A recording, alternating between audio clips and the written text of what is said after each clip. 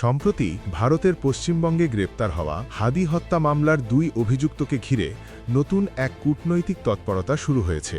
কলকাতায় অবস্থিত বাংলাদেশ উপ হাইকমিশন তাদের সঙ্গে সাক্ষাৎ করার জন্য কনসুলার অ্যাক্সেস চেয়েছে বলে জানা গেছে।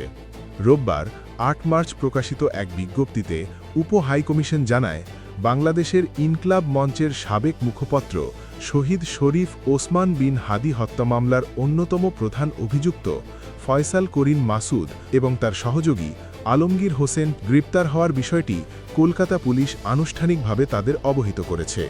এরপরই ভারতীয় কর্তৃপক্ষের কাছে ওই দুই অভিযুক্তের সঙ্গে সাক্ষাৎ করার জন্য আনুষ্ঠানিকভাবে কনসুলার অ্যাক্সেস চেয়ে আবেদন জানানো হয়।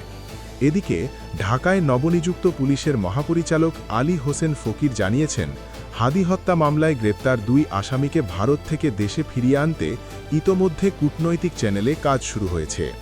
বিজ্ঞপ্তিতে আরও বলা হয়, ভারতীয় গণমাধ্যম গ্রেপ্তার হওয়া দুই বাংলাদেশিকে শহীদ শরীফ ওসমান বিন হাদি হত্যাকাণ্ডের সন্দেহভাজন হিসাবে উল্লেখ করেছে।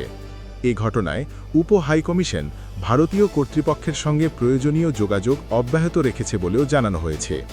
এর আগে ৭ ও ৮ মার্চ দিবাগত রাতে পশ্চিমবঙ্গের বনগাঁও সীমান্ত এলাকায় অভিযান চালায় ভারতীয় পুলিশের স্পেশাল টাস্ক ফোর্স। সেই অভিযানে গ্রেপ্তার করা হয় ফয়সাল করিম মাসুদ ও আলমগীর হোসেনকে। তাদের বিরুদ্ধে অবৈধ অনুপ্রবেশ এবং ভারতে অবৈধভাবে অবস্থানের অভিযোগ আনা হয়েছে।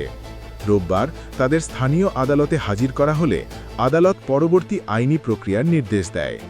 উল্লেখ্য, গত বছরের ১২ই ডিসেম্বর ঢাকার পুরানা পল্টনের কালভার্ট উড এলাকায় নির্বাচনী গণসংযোগের সময় রিকশায় থাকা অবস্থায় দুর্বৃত্তদের গুলিতে গুরুতর আহত হন শহীদ শরীফ ওসমান বিন হাদি।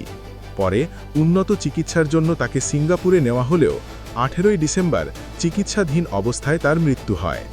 আন্তর্জাতিক আইনে বলা হয়েছে, কোনো দেশের নাগরিক বিদেশে গ্রেপ্তার বা আটক হলে তার দেশের দূতাবাস বা কনসুলেটের কর্মচারীরা তার সঙ্গে যোগাযোগ ও সাক্ষাৎ করতে পারেন। এই অধিকারকেই বলা হয় কনসুলার অ্যাক্সেস, যা Vienna convention on consular relations অনুযায়ী স্বীকৃত। এরকম আরও আপডেট পেতে আমাদের চ্যানেলটি সাবস্ক্রাইব করুন এবং বেল আইকন চাপুন।